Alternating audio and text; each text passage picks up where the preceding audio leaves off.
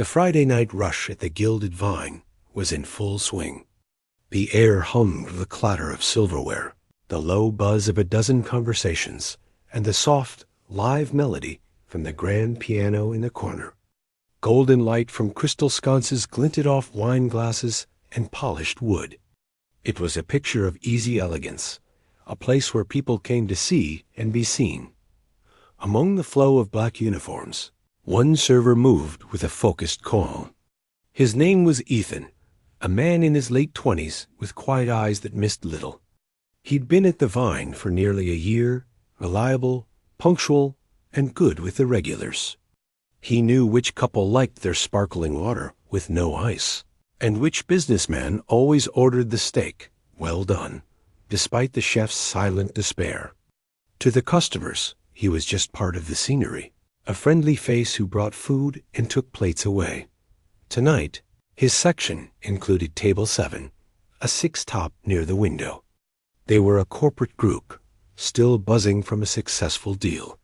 Their laughter was a bit too loud, their confidence filling the space around them. At the head of the table sat a man in a sharp, dark suit. He had a way of holding his wine glass, not by the stem, but cupping the bowl, as if warming the expensive red within. He'd introduced himself as David to Ethan earlier, his voice carrying a tone that expected immediate recognition. Ethan approached, balancing 3 main courses on his arms. "The seafood risotto for the lady," he said softly, placing the plate down with care. "And the pan-seared duck breast, sir." He served the table smoothly, a small professional smile on his face. "Finally," David said, though the food had arrived right on time. He picked up his fork and poked at the duck without tasting it. "I suppose it looks adequate." Ethan ignored the comment. "Can I get anyone fresh ground pepper? More water?" One of the women at the table asked for a different wine. "This Pinot just tastes flat. Do you have the Burgundy from the reserve list?" "Of course," Ethan said, nodding. He fetched the bottle, presented the label to David, as he was the one who had ordered the initial wine. He began his standard, polite spiel. "A wonderful choice. This has notes of—" David cut him off, waving a hand without looking up from his phone. Yes, just open it. We don't need the song and dance." A flicker of something passed behind Ethan's eyes, but it was gone in an instant. He opened the bottle, poured a taste for David. David swirled it, sniffed, and took a sip. He gave a curt nod. Ethan began to pour for the woman who had requested it. "Wait," David said, his voice sharp. He put his phone down. "You're pouring it too fast. You're agitating it. Don't you know how to serve a wine of this caliber?" The table went quiet. The other diners looked down at their plates, a little uncomfortable. "My apologies, sir," Ethan said, his voice even. He slowed his pour to a bare trickle. "And the temperature," David continued, seizing on the moment. He placed a dramatic hand on the bottle. "It's too warm. This should be served at exactly 16 degrees Celsius. Can you feel that? It's room temperature. You've ruined it." Ethan knew the wine cellar was kept at a perfect 16 degrees. The bottle was fine. He also knew arguing was pointless. "I can have it chilled for you briefly, if you'd prefer." David sighed, a long-suffering sound meant for his colleagues. "Just pour it. We'll have to make do.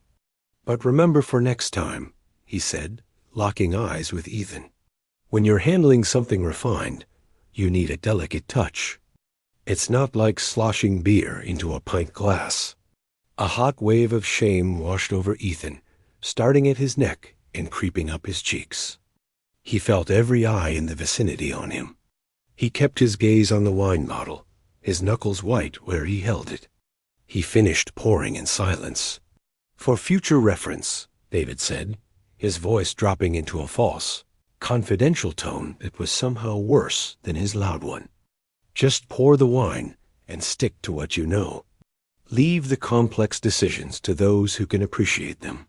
The words hung in the air, cruel and clear. They weren't just about wine. They were a statement of place. Ethan was the help. He was the backdrop. He was not someone who could appreciate complexity. Ethan straightened up.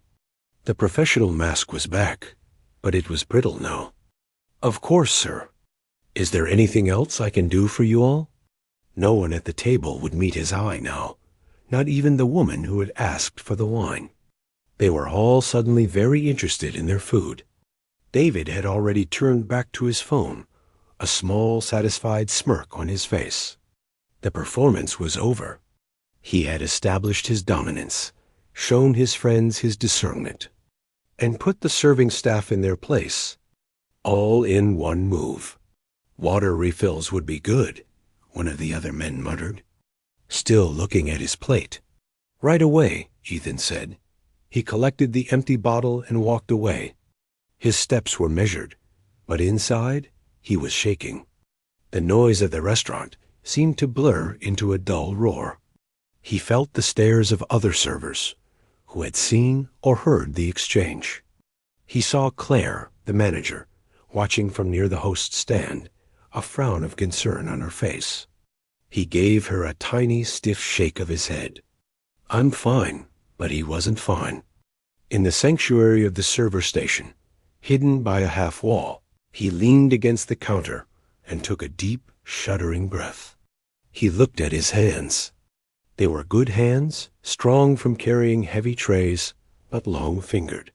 They trembled slightly now. He clenched them into fists to make it stop. For the rest of the meal, he was a ghost of perfect silent service. He refilled waters before they were empty. He cleared plates the moment the last fork was set down. He brought the dessert menus and stood a respectful distance away, his face a polite blank. He spoke only when spoken to, and his answers were yes, of course, and immediately. David and his group seemed to forget about him entirely. Lost in their celebration again, the unpleasantness dismissed as a minor correction of an underling. Their laughter returned, loud and oblivious. Ethan watched them from a distance as he polished wine glasses. The shame had cooled into a hard, heavy lump in his stomach. It was an old feeling, one he thought he'd left behind in another life. It was the feeling of being invisible until someone decided to make you a target. It was the feeling of having something precious inside you being dismissed as worthless. He glanced past the laughing table, past the crystal glasses and the plates of half-eaten chocolate torte, to the source of the soft music in the room. On the small stage in the corner, the grand piano sat gleaming under a warm spotlight. Mr. Albright, the elderly weekend pianist, was playing a gentle, familiar jazz standard. His eyes were closed, his body swaying slightly with the rhythm. For a moment, Ethan wasn't in the restaurant. He was somewhere else, feeling the smooth ivory under his own fingers, getting lost in a world made only of sound. A call for a coffee order from table 5 snapped him back. The moment was gone. He was Ethan the server again, the one who didn't know how to pour wine. He tucked the polishing cloth away, smoothed down his apron, and went back to work, the memory of the piano's song a faint, aching echo in his mind.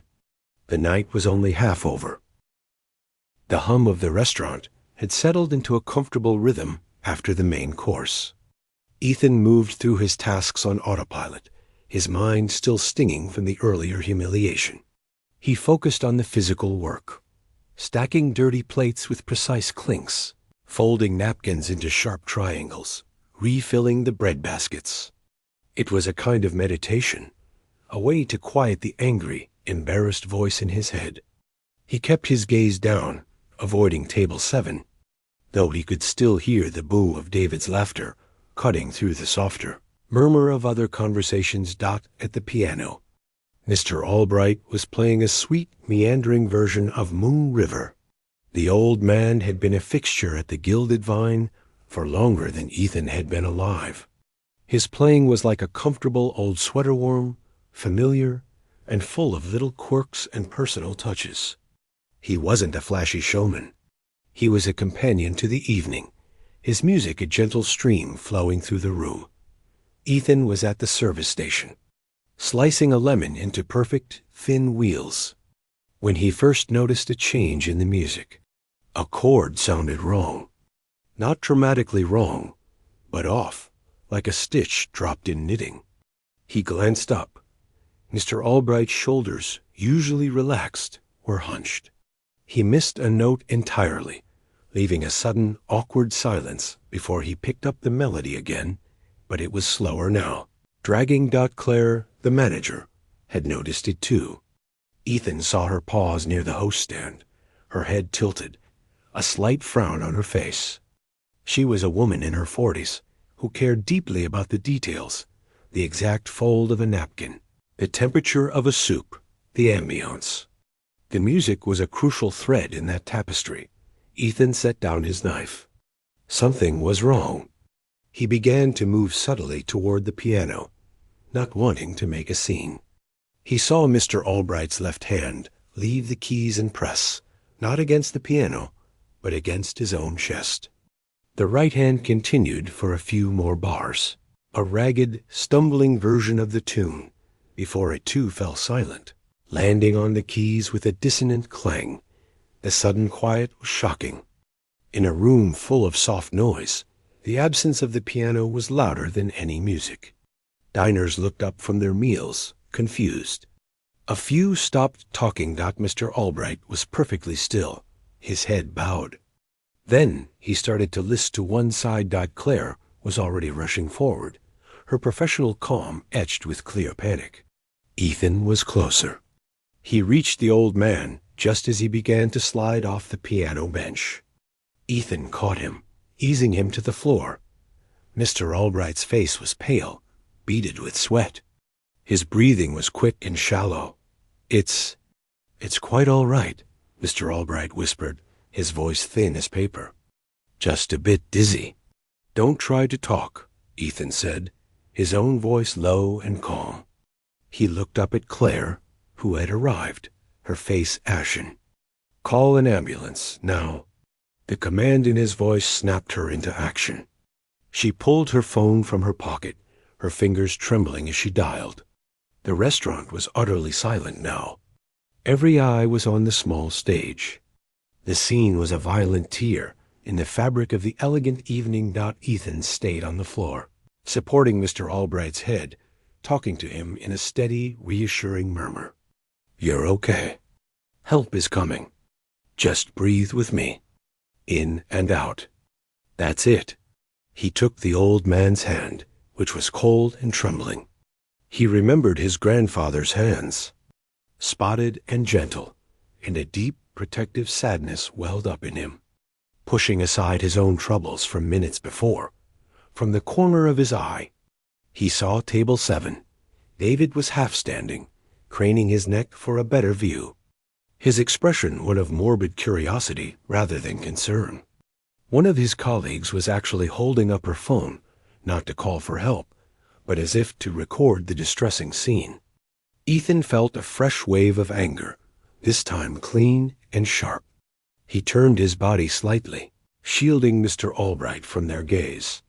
The next few minutes were a blur of urgent whispers and controlled chaos. The ambulance arrived with surprising speed, 2 efficient paramedics moving through the hushed restaurant with a stretcher. They took over, asking Claire quick questions about medical history. Ethan stood back, his apron smudged, feeling suddenly useless again. As they wheeled Mr. Albright out, the old man's eyes fluttered open for a second. They found Ethan in the crowd of staff. He gave the faintest nod, a silent thank you, before the doors swung closed behind him. The silence they left in their wake was heavy and awful. The beautiful room now felt cold. Diners shifted in their seats, unsure whether to resume their meals or leave. The magic of the night was broken, replaced by anxiety and unease. Claire climbed onto the small stage, her hands clasped tightly in front of her. She forced a smile, but it didn't reach her eyes, which were bright with unshed tears. She cared about Mr. Albright, not just as an employee, but as a friend. "Ladies and gentlemen," she began, her voice cracking. She cleared her throat. "Please don't be alarmed.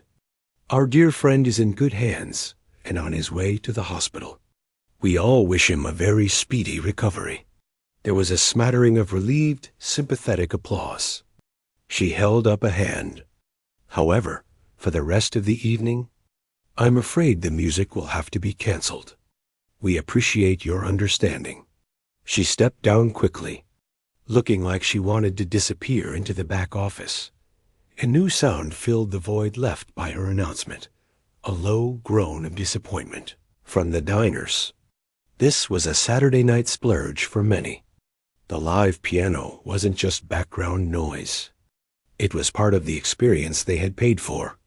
The atmosphere, already damaged, now felt utterly deflated.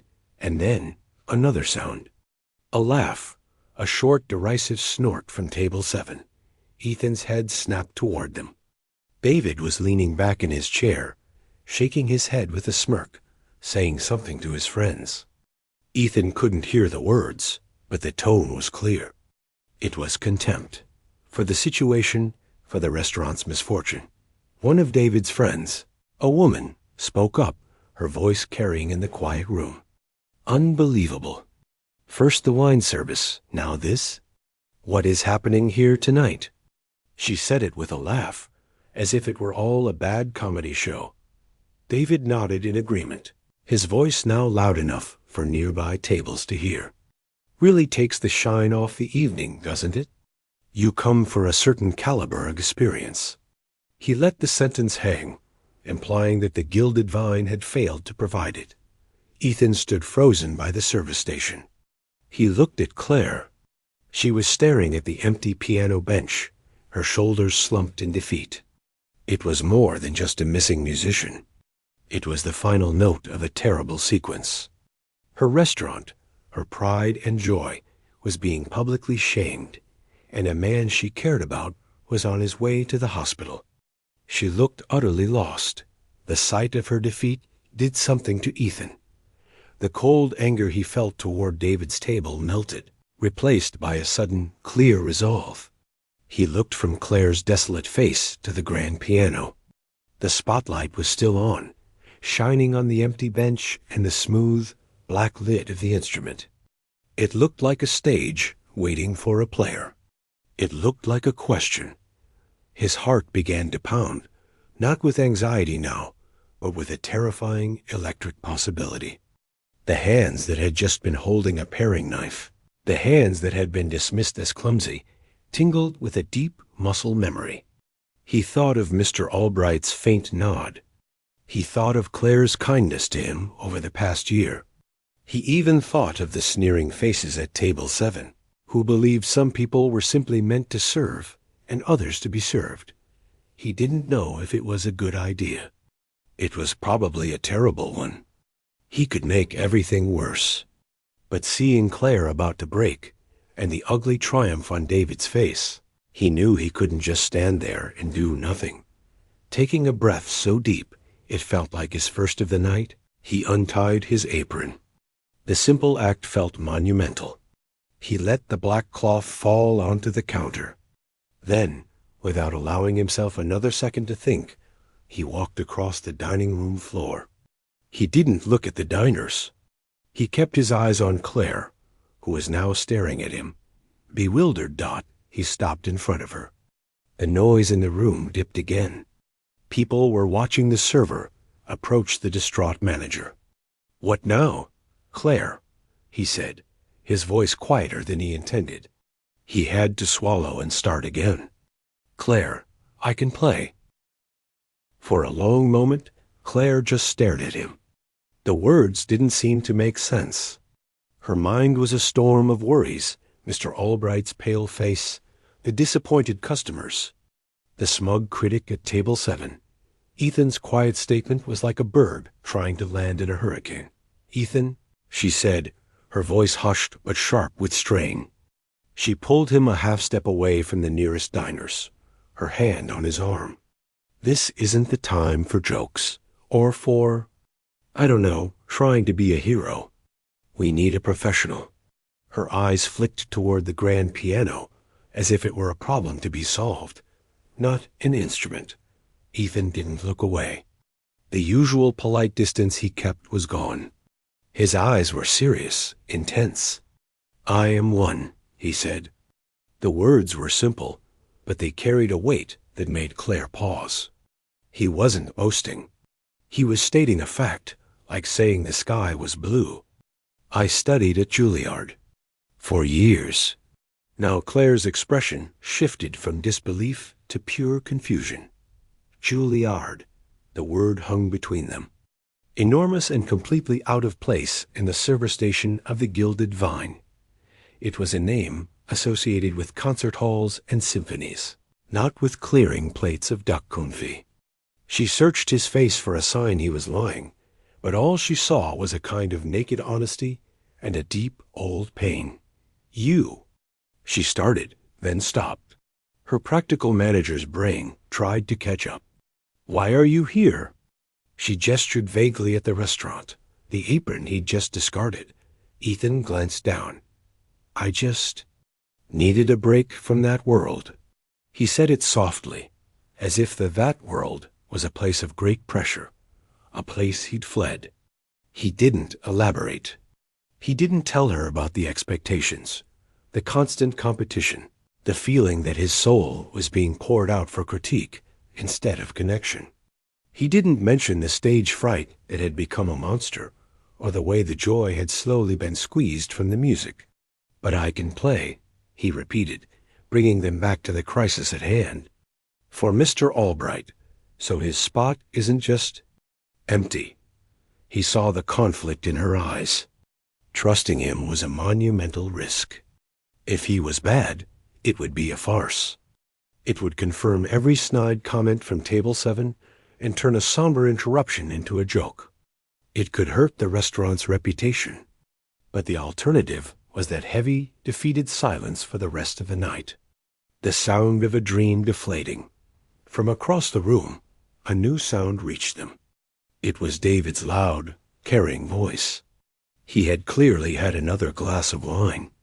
"Well, I guess the entertainment's over," he announced to his table, followed by a chorus of chuckles. "Should have just put a jukebox in. At least it would be reliable." The comment was like a spark on dry tinder. Claire's spine straightened. She looked from David's laughing face back to Ethan's earnest, quiet one. She saw the server who was always early, who never complained, who remembered the regulars' orders. She also saw, for the first time, something else in the way he held himself poised. Stillness she'd mistaken for shyness. It was the most reckless decision she'd made all year. "Okay," she breathed out, the word almost lost in the room's murmur. She grabbed his sleeve again, her grip tight. "For Mr. Albright, don't make me regret this, Ethan. Please." He simply nodded. The permission was all he needed. He turned and walked towards the piano.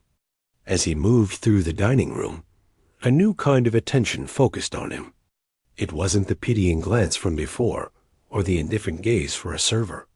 It was curiosity, laced with skepticism. Whispers followed his path. "Is that the waiter? What's he doing? Did he just take his apron off?" Ethan heard none of it. His world had narrowed to a tunnel. At the end of that tunnel was the piano. The beautiful, daunting, black Bechstein grand. He hadn't touched a piano like this in years. His fingers, which had been wrapping silverware and typing orders, felt suddenly foreign. He reached the small stage. Up close, the piano was even more imposing. The spotlight was warm. He could see the faintest layer of dust on the closed lid. Mr. Albright's sheet music was still open on the stand, a simple collection of jazz standards and show tunes. For a second, he froze. The reality of what he was about to do crashed over him. He was going to play in front of 50 strangers, including the man who had just torn him down. The old, familiar panic, the one that had chased him from concert halls, began to whisper in his ear. "Asterisk, you can't. You'll fail." They'll laugh. Asterisk, he closed his eyes. He wasn't in the restaurant anymore. He was a boy, 8 years old, in a small, sunlit room in his grandmother's house. The piano there was an old, out-of-tune upright, the keys yellowed with age. He could smell the lemon polish and the dust. He could feel the scratchy fabric of the bench. His grandmother, her voice soft, would say, "Just play what you feel, sweetheart. The notes are already inside you." The memory was like a key turning in a lock. The panic receded, not gone, but pushed to the background. He opened his eyes. His hands were steady. He didn't open the sheet music. He gently closed the book and set it aside on a nearby chair. The act sent another ripple through the room. He wasn't going to play from Mr. Albright's book. He sat on the bench. It was still warm from its previous occupant. The feeling sent a pang through him, a wish for the old man's recovery. He adjusted the bench, a small professional gesture that didn't go unnoticed. He ran his fingers lightly, silently, over the smooth wood of the fallboard, the cover over the keys. Then he opened it. The ivory and ebony keys stared back, a landscape of possibility and terror. He placed his hands in his lap for a moment, taking one last, deep breath. He could feel the weight of every stare. He could feel Claire's anxiety from across the room. He could practically feel David's smirk. Then he let it all go. He pushed the restaurant, the shame, the fear, the expectations, out of his mind. There was only the music. Not a specific song yet, but the idea of music. The need for it. He lifted his hands. They no longer looked like a server's hands. They looked like what they were, a pianist's hands. Long fingers, strong but graceful. He placed them on the keys, finding their home position by pure, ingrained instinct. The cool touch of the ivory was a shock and a homecoming. He began. The first notes were not loud. They were not fast or flashy. He started with something simple, a series of clear, resonant chords in a minor key. They were slow, questioning, filled with a deep and lonely ache. It was the sound of worry, the sound of an ambulance siren fading in the distance, the sound of the heavy silence that had filled the room, the diners, who had been waiting for him to fail, to play chopsticks, or fumble through a pop song, went still. This was not what they expected. This was not background music. This was someone speaking. Ethan's body remained still, but his hands came alive. The simple chords began to weave together, forming the opening strains of a piece that was both beautiful and heartbreaking. It was Chopin. The Ballade No, 1 in G minor. A mountain of a piece. A story told in notes of love, loss, rebellion, and despair. He played the lyrical, sorrowful opening theme, his touch gentle, pulling a melody of profound sadness from the piano. Every head in the restaurant was turned toward him now. Forks were down. Conversations were dead. A woman near the front felt tears spring, unbidden, to her eyes. She didn't know why. She just felt the emotion pouring from the young man at the piano. Ethan was gone. He was in the music. The years of practice, the thousands of hours in small rooms, the pressure, the joy, it all flooded back, not as memory, but as muscle and soul. His fingers, which had seemed so clumsy with a wine bottle, danced and flew across the keys with impossible precision and grace. The music began to swell. The sorrowful questioning transformed. It grew stronger, more turbulent. The left hand began a rolling, stormy undercurrent while the right hand threw out brilliant, cascading runs of notes that glittered like shattered glass. This was no longer just sadness. This was anger. This was defiance. This was every slight, every dismissal, every time someone had looked right through him, all channeled into a torrent of sound that was powerful, controlled. And breathtakingly beautiful Claire stood by the host stand, her hand clamped over her mouth. Her earlier fear was gone, replaced by utter astonishment. She wasn't looking at her server. She was watching an artist, a stranger, pour his heart out on her stage. The tears she'd held back for Mr. Albright now spilled over, but they were mixed with something else -. And at table 7, there was no more laughter. No more smirks. David sat perfectly still, his wine glass forgotten. The arrogant confidence had drained from his face, leaving behind something raw and stunned. He was a man who appreciated fine things, or liked to think he did. He knew, in that moment, that he was in the presence of something truly, blindingly fine. And he knew, with a sickening clarity, that he had completely and utterly misjudged the vessel it came from. The young man he had shamed was speaking a language of complexity and emotion he could never hope to understand, and the entire restaurant was bearing witness. The music wasn't just something you heard. It was something you felt in your chest. It filled the room, pushing out the last traces of awkward silence and replacing it with a kind of shared, breathless awe. Ethan was lost in it. His eyes were closed now, his head bowed slightly, his entire body moving not with big gestures, but with the subtle, undeniable rhythm of the piece. His shoulders swayed, his wrists flexed with a fluid grace that spoke of a deep physical connection to the instrument. This was not a performance. It was a confession, a release, a story told in a language more direct than words. The Chopin ballade unfolded like a storm. After the sorrowful opening, the music had erupted into a wild, passionate torrent. Ethan's hands were a blur, yet every note was clean, every emotion razor-sharp. The technical difficulty was staggering lightning-fast runs where every finger had to strike with perfect independence. Thunderous chords that shook the floorboards. Delicate passages where the melody whispered like a secret. But you didn't think about the difficulty. You felt the story. You felt the struggle, the bursts of defiant hope, the moments of deep, tender longing. A man at the bar had stopped swirling his brandy minutes ago. The glass sat forgotten, the liquid still. He just stared, his mouth slightly open, as if he'd forgotten how to breathe. A couple holding hands under their table squeezed tighter, their argument from earlier in the evening completely erased by the shared beauty unfolding before them. An elderly woman dining alone dabbed at her eyes with her napkin, a sad, knowing smile on her face. The music spoke to something old in her, a memory of youth and passion that the melody brought rushing back. Claire, the manager, had slowly lowered herself onto the stool by the host's stand.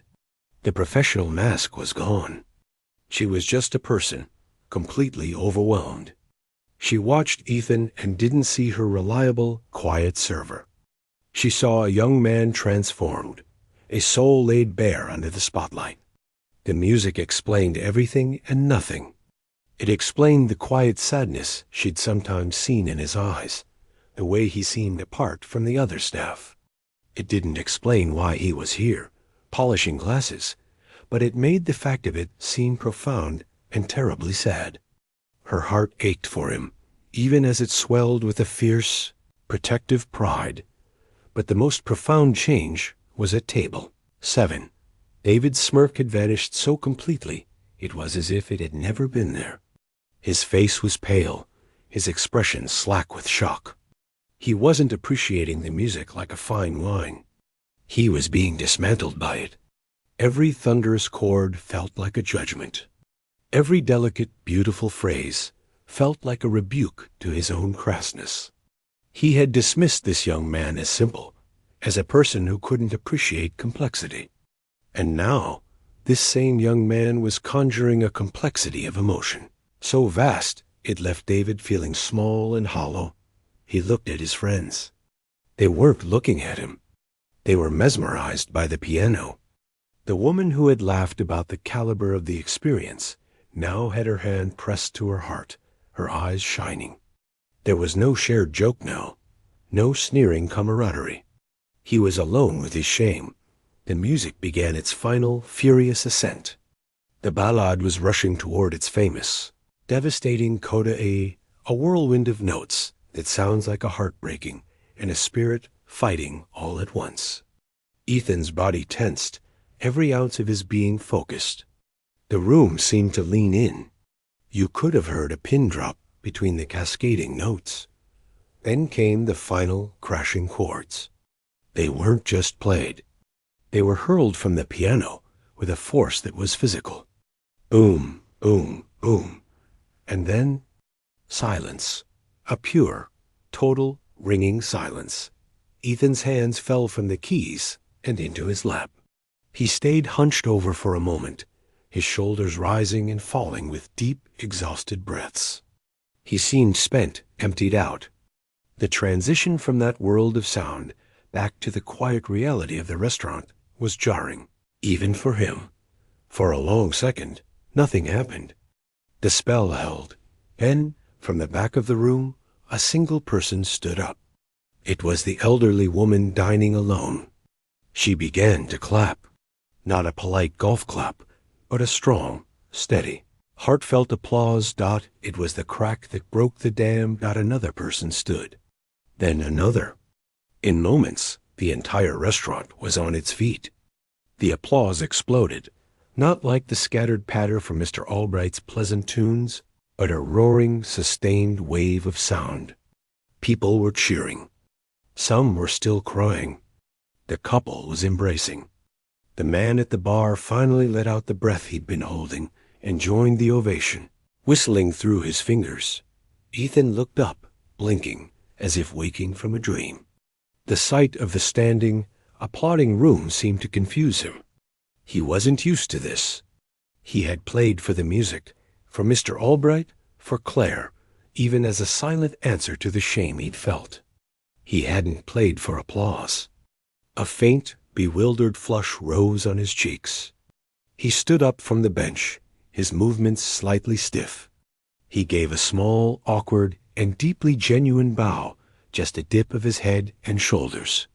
It wasn't the bow of a seasoned performer, but of someone who was saying quietly, "Thank you for listening." He turned, intending to walk off the stage. Back to the service station, back to being invisible. The spell was broken. The server needed to return to work, but Claire was already moving. She met him at the edge of the small stage, her eyes red but blazing. She put a hand on his arm, stopping him.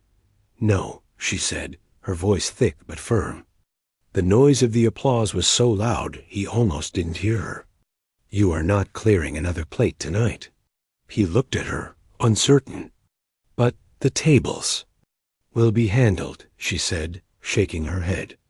She gestured toward the piano, where the applause was finally beginning to soften into an excited, buzzing murmur as people slowly retook their seats, their faces alight with conversation. That, Ethan, that was a gift. To him. To me. To everyone here. You sit back down. He followed her gaze back to the piano. The spotlight felt different now. It wasn't exposing. It was inviting. The expectant faces looking back at him weren't judging. They were hopeful. They wanted more. The fear was gone. In its place was a strange, light feeling. A feeling of having set down a heavy weight he'd carried for years. He looked at his hands. They were trembling again, but this time with the aftermath of effort, not with shame. He nodded slowly at Claire. Then he turned and walked back to the piano bench. As he sat down, a new sound cut through the murmuring. It was the sharp scrape of a chair being pushed back too quickly. All eyes, including Ethan's, shifted. David was standing up at table 7. His face was a mask of turmoil, embarrassment, awe, and a dawning, painful regret. He didn't look at his friends. He didn't look at the other diners. His eyes were fixed on Ethan. He took a hesitant step, then another, walking toward the stage. The room fell utterly silent once more. This was a different silence, tense with anticipation. Was this man going to cause another scene? David stopped a few feet from the piano. He looked smaller now, the sharp suit unable to armor him against the moment. He swallowed hard, his Adam's apple bobbing. He didn't extend a hand. He just stood there, gathering himself. His voice cracked. He cleared his throat and tried again. His words meant only for Ethan, but carrying in the quiet room. I had no idea. He shook his head, as if trying to clear the memory of his own behavior. That was the most incredible thing I've ever heard. He paused, struggling. The words seemed to stick in his throat, painful to get out. I am so profoundly sorry for my behavior earlier. It was ignorant. It was cruel. He finally did extend his hand then, not in a gesture of dominance, but in one of surrender. Please. Ethan looked at the offered hand. He felt no triumph. He felt a deep, unexpected pity. This man had tried to make himself feel big by making someone else feel small, and the universe had handed him a lesson he would never forget. Ethan stood and took the man's hand. His grip was firm, but not crushing. Thank you for the apology, he said, his voice calm and clear. He looked David right in the eye. Sometimes, he added softly, people are more than they seem. He let go and sat back down at the piano. David stood there for a second longer, nodded once, a gesture of gratitude and defeat, then turned and walked back to his table. His shoulders slumped, but his head held a little higher, as if a burden had also been lifted from him. Ethan didn't watch him go. He turned back to the keys. He didn't play Chopin this time. He played something quieter, something that felt like healing. A gentle, flowing piece by Debussy, like sunlight on water. He played for the rest of the night, not as a server, but as a musician who had, against all odds, found his way back home. The rest of the night unfolded in a soft, golden haze. The angry energy, the tension, the disappointment, all of it had been washed away by the music. When Ethan began playing again after David's apology, the mood in the Gilded Vine shifted completely. He chose pieces that felt like a gentle exhale after a storm. A lilting waltz, a familiar sweet show tune, a jazz standard played with such feeling it sounded brand new. The music was no longer a performance for a crowd. It was a conversation with the room, a way of saying, it's okay now. We're all okay. People stayed longer than they planned. They ordered more coffee, more dessert, another glass of port. No one wanted to break the spell. They talked in low, happy voices, the music weaving through their conversations. The sound of clinking glasses and soft laughter returned, but it felt different, warmer, more connected. The shared experience had turned a room full of strangers into a temporary community. Claire moved through the dining room like a woman in a wonderful dream. Her distress was gone, replaced by a glowing pride. She personally checked on every table, and the conversations were no longer about the food or the wine, but about the young man at the piano. Where did he come from? An older gentleman asked, his eyes twinkling. He's a genius. Is he staying? A woman whispered eagerly. You have to keep him. Claire just smiled, a real easy smile she hadn't felt all night. We'll see, she'd say, but in her heart, she was already making plans. She watched Ethan. He played for nearly an hour straight, barely looking up, lost in a different way now. This wasn't the fierce, consuming trance of the Chopin. This was peaceful, a quiet rediscovery. Once she saw him pause between songs, looking down at his own hands resting on the keys with a kind of wonder, as if he was meeting old friends again. When he finally took a break, stepping off the stage to get a glass of water, he was met not with indifference, but with a quiet barrage of kindness. A couple reached out to gently touch his arm as he passed. Thank you, the woman said, her eyes earnest. That was beautiful. The man at the bar slid off his stool and offered his hand. Seriously, son? That was something else. Thank you. Ethan accepted the thanks with the same small, humble nod. He wasn't used to this. The attention as a server was functional. This was personal. It warmed him, but it also made him shy. He found refuge near the service station, where the other servers, his coworkers, were waiting. They didn't say much at first. They just looked at him, their expressions a mix of awe and disbelief.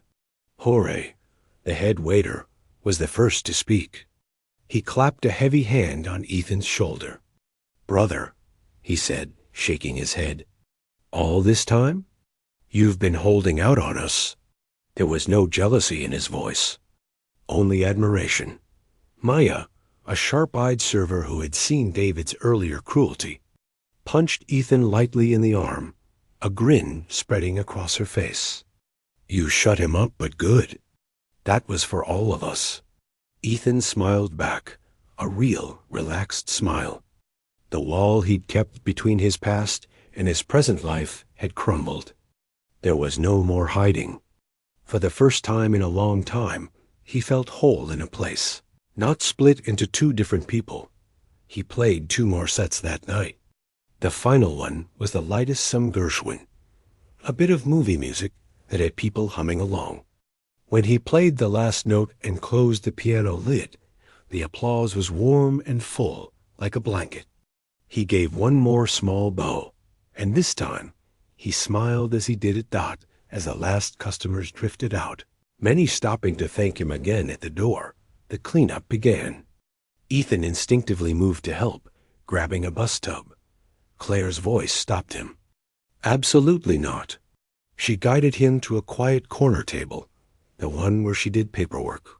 She set a plate in front of him, the chef's chocolate lava cake, oozing dark richness, with a scoop of vanilla bean ice cream melting beside it. A glass of the very burgundy David had complained about sat next to it. Sit, she commanded, but her eyes were soft. Eat. You've done enough work for 10 people tonight. He sat. The first bite of the cake was incredible. He hadn't realized how drained he was.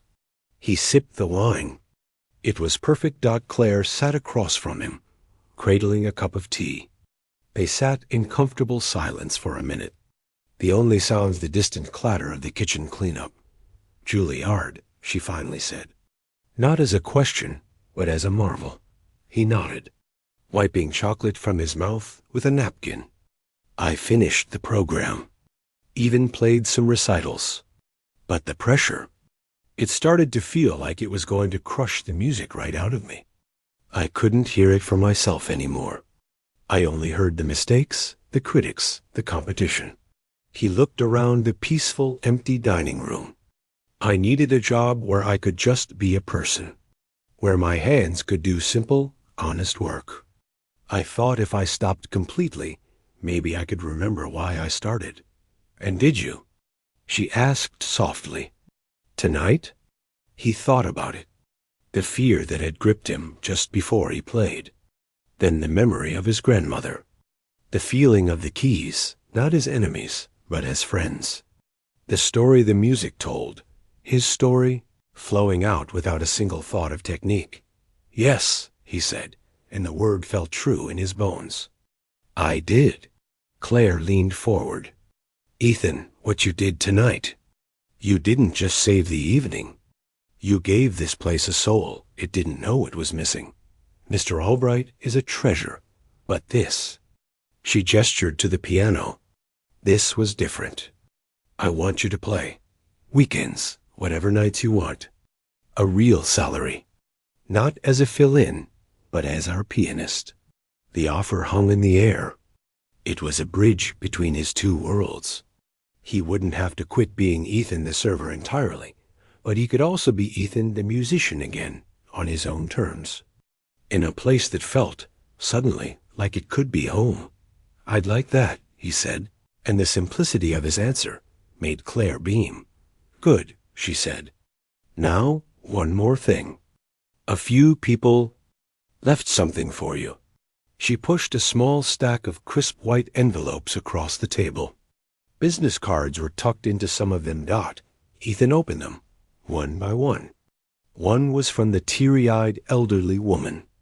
A thank you note and a generous tip.